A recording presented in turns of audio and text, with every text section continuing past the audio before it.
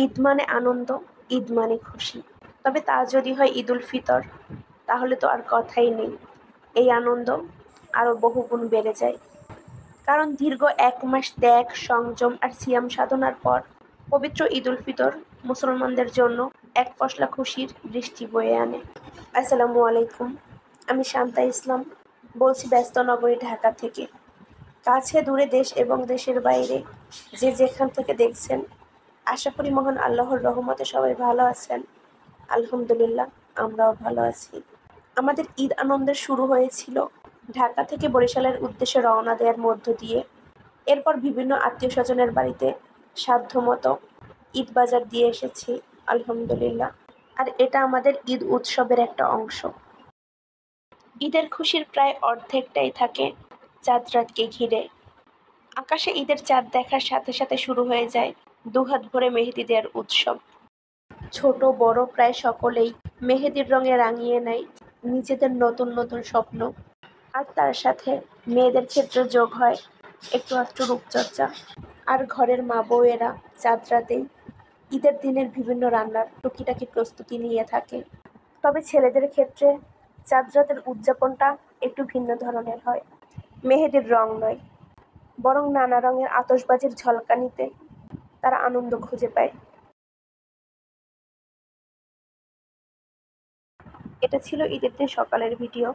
ঈদ মোবারক সবাইকে। যদিও ঈদ প্রায় ১ মাস আগে শেষ হয়ে গেছে, তবুও যেহেতু ঈদের ভিডিও, ঈদ মোবারক জানাতে তো সমস্যা নেই। এই প্রথমবারের মতো সাফওয়ান ঈদের পরিপূর্ণ আনন্দটা বুঝতে পেরেছে, আলহামদুলিল্লাহ। ঈদের দিন খুব সকালে উঠে গোসল করে নতুন পাজামা পাঞ্জাবি পরে মিষ্টি মুখ করে তার বাবার হাত ধরে মসজিদে যাচ্ছে নামাজ পড়তে। মাশাআল্লাহ। শহরের তুলনায় গ্রামের ঈদ আনন্দ অনেকটাই অন্যরকম। তুলনামূলকভাবে জাঁকজমকপূর্ণ না হলেও আন্তরিকতায় কোনো কমতি থাকে না। ঈদের দিন আত্মীয়-স্বজন, পাড়া-প্রতিবেশী সবাই একে অপরের বাসায় এসে মিষ্টিমুখ করে। বাংলাদেশ মুসলিম প্রধান দেশ। ঈদুল ফিতর হলো মুসলমানদের অন্যতম বাৎসরিক উৎসব। ঈদের দিনে ধনী গরিব নির্বিশেষে সবাই ঈদের আনন্দে শামিল হয়। ছোট বড় সকলের মুখে দেখা যায় আনন্দের হাসি। সব মুসলিমরাই চেষ্টা করে স্বাদ আর সাধ্যের মধ্যে দিনটা হাসি খুশিতে কাটাতে। ঈদ মানেই খুশি, তবে ঈদের খুশি আরও দ্বিগুণ হয় যখন আত্মীয় স্বজনের মধ্যে কারো বিয়ে থাকে। ঈদের দ্বিতীয় দিন ছিল আমাদের এক ভাগিনার বিয়ে, তাই তার গায়ে হলুদের জন্য হলুদ বাটা হচ্ছিল। এরপর তাকে বিয়ের গোসল করানোর জন্য সবাই মিলে জোয়ারের পানি সংগ্রহ করে। গ্রামের বিয়েতে মানুষ এখনো সব পুরনো নিয়মকানুন মেনে চলে। সেদিন দুপুরে আমার ফুপু শাশুড়িদের বাসায় আমাদের পরিবারের সবার দাওয়াত ছিল, তাই আমরা পরিবারের অনেকে মিলে সেখানে গিয়েছিলাম দাওয়াত খেতে। এরকম সুন্দর পারিবারিক মুহূর্তগুলোতেই জীবনের সত্যিকার আনন্দ লুকিয়ে থাকে। তাই সবাই মিলে কোথাও যাওয়ার সুযোগ এলে কখনোই সেটা মিস করতে চাই না। ঈদের দাওয়াত বলে কথা, আলহামদুলিল্লাহ আমাদের জন্য একদম এলাহি আয়োজন করা হয়েছিল।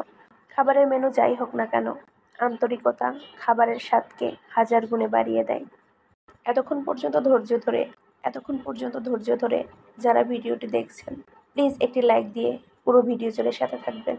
আর ভিডিওর কোনো একটি অংশ যদি আপনার ভালো লাগে, তাহলে অবশ্যই কমেন্টে জানাবেন। বিকেলে বাড়ি ফিরে দেখি বিয়ের আকদ অনুষ্ঠানে যাওয়ার জন্য বরযাত্রীরা রওনা দিয়েছে। তাদেরকে বিদায় জানিয়ে আমরা সাফওয়ান সাদমানকে নিয়ে মাঠে চলে এসেছি ঘুড়ি উড়ানোর জন্য। জীবনের এই ছোট ছোট সুন্দর মুহূর্তগুলো একটা বাচ্চার শৈশবকে আরো সুন্দর করে তোলে। সন্ধ্যার পর নিশ্চিন্ত মনে বসেছিলাম নকশি কাঁথার ডিজাইন করতে, কিন্তু বাড়িতে একটা বিয়ে হবে আর আত্মীয় স্বজনদের রং মেখে সাজানো হবে না, এটা কি করে হয়? কয়েকজন খুব দায়িত্ব নিয়ে সব আত্মীয় স্বজনের মুখে সবুজ রঙের নকশা এঁকে দিয়েছে। আর এইদিকে বড় ভাইয়ের বিয়ে বলে কথা, ছোট ভাইয়েরাও নেচে গেয়ে আনন্দ করছে। এরপর রাত প্রায় 10টার দিকে আমরা বোনেরা মিলে ছোটখাটো একটা ফুচকা পার্টির আয়োজন করেছিলাম। সময় বা পরিস্থিতি যেমনই হোক না কেন, আমার বোনদের সাথে কাটানো প্রতিটা মুহূর্ত আমার জীবনে খুব স্পেশাল। এরপর আমরা সবাই মিলে পিলো পাসিং গেমটা খেলছিলাম, আর খেলার নিয়ম অনুযায়ী এক একজন এক এক রকম পারফরমেন্স করছিল। গো ডুবে আমি পাপেরি সাগরে, না জানি কি হবে। থানাতে যাইয়ে দেখি পুলিশে বাকল প্রতি ডাকে আয়, হলো ফাগুনের খেলা। এর পরের দিন আমরা আমার খালামণিদের বাড়িতে গিয়েছিলাম। মহান আল্লাহ তাআলা আমার ভাগ্যে মায়ের আদর লেখেনি, তাই যখনই সময় পাই ফুপু আর খালামণিদের কাছে ছুটে যাই মায়ের মতো একটু আদর আর ভালোবাসা পাওয়ার জন্য। সবাই আমার বাবা মায়ের জন্য দোয়া করবেন, মহান আল্লাহ তাআলা যেন তাদেরকে জান্নাতবাসী করেন। আজকের এই ভিডিওটা আপনি যদি ইউটিউব থেকে দেখেন তাহলে প্লিজ চ্যানেলটা সাবস্ক্রাইব করবেন, আর যদি ফেসবুক থেকে দেখেন তাহলে অবশ্যই পেজটা ফলো করবেন। আর এই কাজটা যদি আপনি অলরেডি করে থাকেন তাহলে আপনাকে অসংখ্য ধন্যবাদ। যদি আরো কারে ভালোবাসো, যদি আর ফিরে নাহি আসো। বরিশাল থেকে ঢাকায় চলে আসার আগের দিন রাতে আমরা সবাই মিলে ছোটোখাটো একটা স্ন্যাক্স পার্টির আয়োজন করেছিলাম। পারিবারিক এই সুন্দর মুহূর্তগুলো জীবনের স্মৃতির পাতায় চির অমলিন হয়ে থাকবে ইনশাল্লাহ। এর পরের দিন বরিশালকে বিদায় জানিয়ে চলে এসেছি ব্যস্ত নগরী ঢাকায়।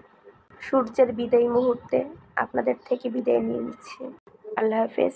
আসসালামু আলাইকুম।